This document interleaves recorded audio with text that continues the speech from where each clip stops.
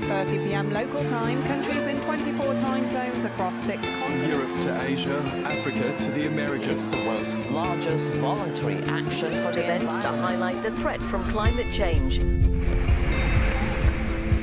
In 2015, the world achieved a major climate milestone in Paris, but it is only the beginning.